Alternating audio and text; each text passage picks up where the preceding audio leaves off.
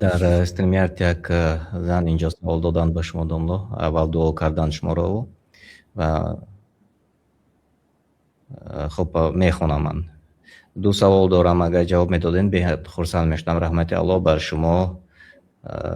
شما راضی باشد صفی چنین عالمان را زیاد گرداند الله مهربان جنت الفردوس برایتان در جنت الفردوس برایتان قصر سازد الله پاداش نیکتان دهد و ثواب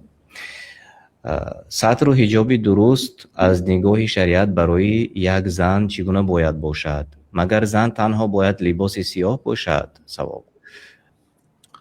سطر و حجاب المهم این است که بدن زن به بیگانه ها نمایان نگردد هم از نگاه رنگی پوست هم از نگاه حجم یعنی تنگ نباشد پیامبر صلی الله علیه و سلم خبر دادند که یکی از علامت های قیامت نساء کاسیات عاریات پیدا می شود زنهای پوشیدگی ولی نپوشیدگی خیلی یا رسول الله کاسیات و عاریات یعنی هم پوشیده و هم برهنه گفتن که این اونا پوشیدگیان ولی تنگ پوشیدگیان اعضاهاشون نمایان است و دقتی مردها رو به خودش جلب میکند یا اینکه مثلا پای افضال های آوازدار پوشیدن تق تق کرده راه میگردد همین مردی که پوشش دیگر جا پراکنده آواز میشند یک مرتبه نگاه میکند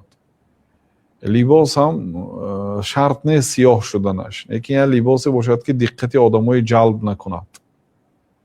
یعنی یه لباسی باشد که سکرام نمیگن کو اکسارانه باید باشد مقصد نه قیمت باشد مایلش لیکن دقت جلب نکند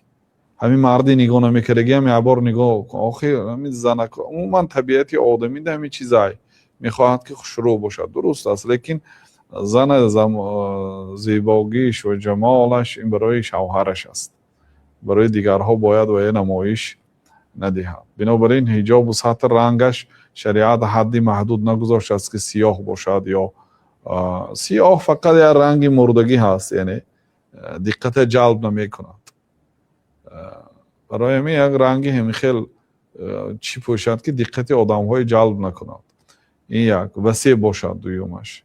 هم سر و گردن و کتفا هم جا پاها و دستا پوشانیده باشد